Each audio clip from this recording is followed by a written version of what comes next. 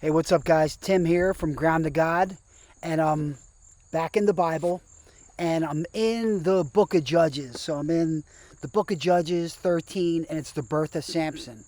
So everybody knows about Samson and Delilah, and then there's in the Christian community and even witchcraft, you hear about the Delilah spirit and Samson, like his hair and all that. So here's the story in a nutshell.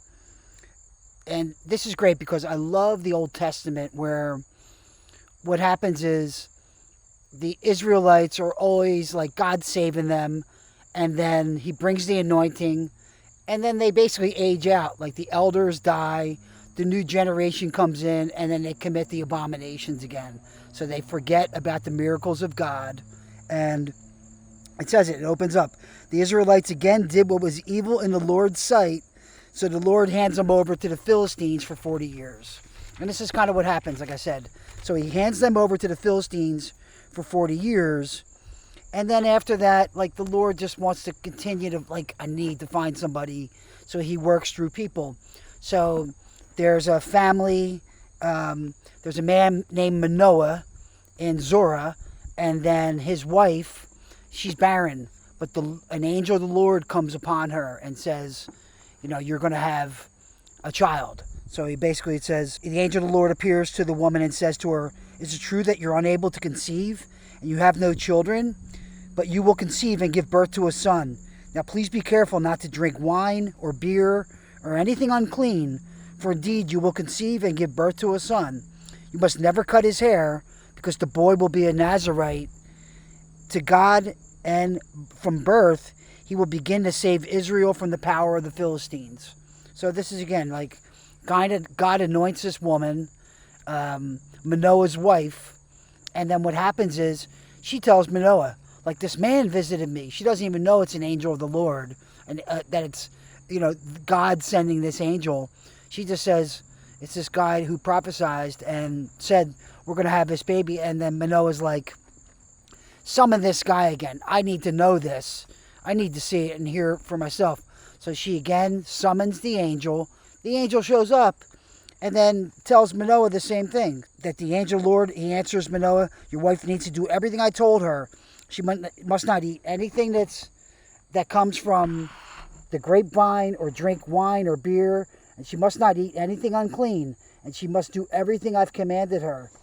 So then Manoah's like, please stay here so I can prepare a young goat for you. And then the angel of the Lord says, look, I don't do the young goat. I'm not going to eat anything. But you can prepare a burnt offering for the Lord. Because that's what happens in the Old Testament all the time. They do these burnt offerings to the Lord. So he prepares the goat and all that. And like they do a lot of these burnt offerings and these happenstances in the Old Testament, he puts it on a rock. And then the angel of the Lord, like, does his magic, hits it with a staff or whatever, and then it goes up in flames, and they're like, oh no, this is an angel of the Lord. So when that happens, Manoah is saying, we're certainly going to die, he says to his wife, because we have seen God. But his wife says to him, if the Lord had intended to kill us, he wouldn't have accepted the burnt offering and the grain offering from us, and he wouldn't have shown us all these things or spoken to us like this. So the woman gives birth to a son, and then names him Samson. And the boy grows, and the Lord blessed him. And the Spirit of the Lord became to stir in the camp of Dan, which is basically the Israelites and their camp, Samson's camp.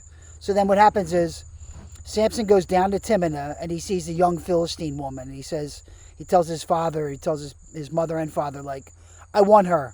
Bring her to me. I want her as a wife. And then the father is saying, can't you find a young woman among your relatives or any among your people? Must you go to the uncircumcised Philistines for a wife? Like, come on, my son, find somebody else. Like, but in that day, it was like, how about one of your relatives? So, in today's age, it's like, what? What are you talking about? But that's the way it was done back in the day. So anyway, so Samson, he tells his father, get her for me. She's the right one for me.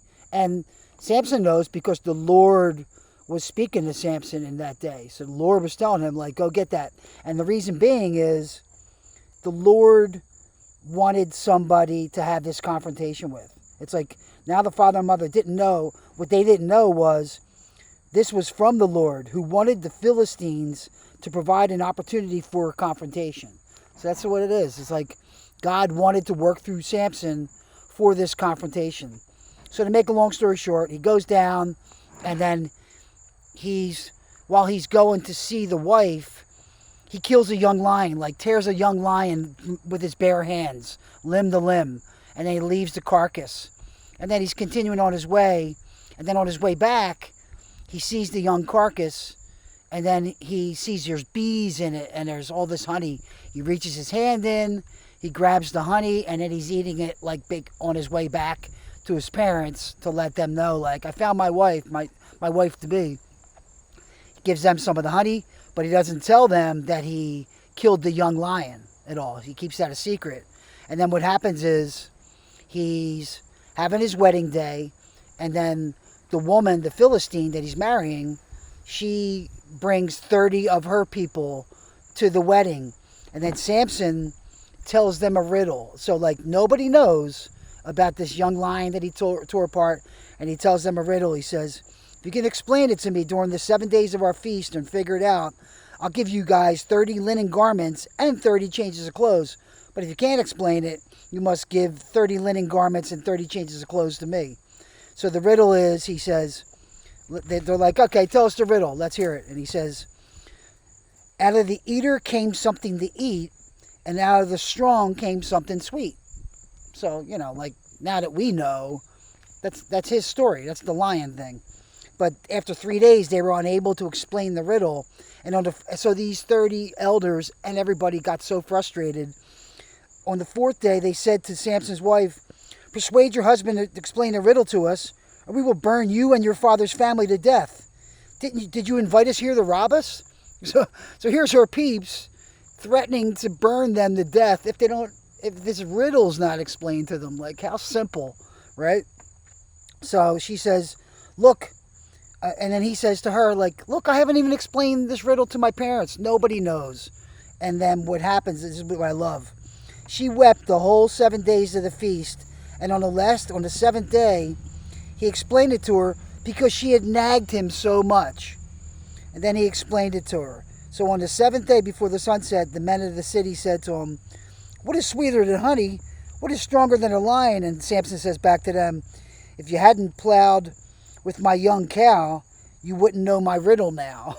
Right? He's a wordsmith. I love Samson. He's like a rapper. So anyway, the Spirit of the Lord comes powerfully onto him. So he goes down to Ashkelon and kills 30 of their men, right? Just to provoke this confrontation. These are the Philistine people. And then what happens is he goes back to his wife, and his new father-in-law says, so Samson takes a young goat as a gift and visits his wife. And then he says, I want to go to my wife in her room. He said, but her father would not let him enter. And her father-in-law says, I was sure you hated her, so I gave her to one of the men who accompanied you. Isn't her young sister more beautiful than she is anyway? So why not take her instead? So Samson says to them, this time, I'll be blameless when I harm the Philistines. Like, okay, you just provoked me now. So what he does is he captures 300 fox, and then he ties them tail to tail with torches between them. And he lets the fox go, and they burn up, the camps and the land and the grains of the Philistines and all that stuff. So it's like an act of war from Samson's end. And then what happens is Samson's peeps come to him and say, look, we're under, the Philistines have us captured here. We're under their oppression, and you go and do this? So look, man, they're going to wipe us out. So let us take you, we'll bind you up in ropes, and we'll take you to them. We need to take you to them, instead of us getting destroyed. This is not right. So Samson says, look, you'll just bind me with ropes and you won't wipe me out? You'll just take me to them? They said, yes. So he lets them do that. They wrap him with ropes. They take him to the Philistines. And then he gets in front of the Philistines. And of course, he breaks out of the ropes like no problem. And then he takes the jawbone of a donkey and slaughters over 1,000 Philistines, right? And their army people. So, and then he takes the jawbone of the donkey, throws it away, and then he says, with the jawbone of a donkey, I have piled them with heaps. With the jawbone of a donkey, I have killed 1,000 men. So then, that's like the ultimate thing of aggression. And then Samson rules. He's the judge for 20 years in that time. So then what happens is he's one day with a prostitute and goes to bed with her. And then the Gazites, they hear that Samson's around. So they send Delilah, this woman Delilah. So then Samson meets Delilah, falls for her because she's beautiful. And then he's with Delilah. So sometime later, the Philistines approach Delilah, and these Philistine leaders approach her and say, look, we need to know the secret to Samson's strength. So we'll give you each 1,100 pieces of silver if you'll tell us and find out the secrets to his power. So she's like, okay, I'm in. I'll sell my soul. I don't really care.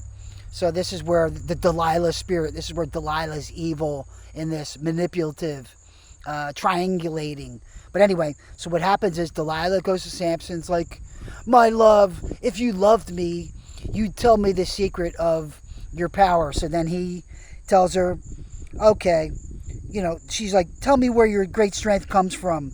How could somebody tie you up and make you helpless? And then he says to her, if they tie me up with 7 fresh bowstrings that have not been dried, I will become weak and like any other man. So then she goes to the Philistine leaders and says that. They tie him up with 7 bowstrings that have not been dried. And then they come in like ready to get him. And then he just like busts out of them like they're threads. And he slaughters them, right? She comes to him again like, what are you doing? You're playing me. Like, how come you're not giving me the truth? Don't you love me? Like, all that kind of stuff. Keeps on going to him. And then he tells her again. She's like, are you mocking me? And he's like, okay, if they tie me up with new ropes that have never been used, I'll become weak and like another man. So she takes new ropes, ties them up, shouts, Samson, the Philistines are here. But then while the men are in ambush, again, waiting in a room, he snaps the ropes off and the arms like a thread. So then she's again saying to him, like, you've mocked me all along and told me lies. Tell me, how can you be tied up? And then he says, okay, if you weave the 7 braids of my hair into the fabric of a loom, that's how. So he lies to her like 3-4 times. Again, repeated again. He falls asleep. The Philistines come in, ready to ambush him, and then he wakes up and just like obliterates them. So Samson's just like messing with them. But again, this is again a repeatable pattern. So it says, because she nagged him day after day and pleaded with him until she wore him out, he told her the whole truth and said to her, my hair has never been cut because I am a Nazarite to God from birth. And if I'm shaved, my strength will leave me and I'll become weak and like any other man. So because she nagged him and wore him down, and this is like the prior wife. She nagged him so much about the riddle and nagged him and nagged him. He's like, all right, finally, I'll just tell you the truth, nag.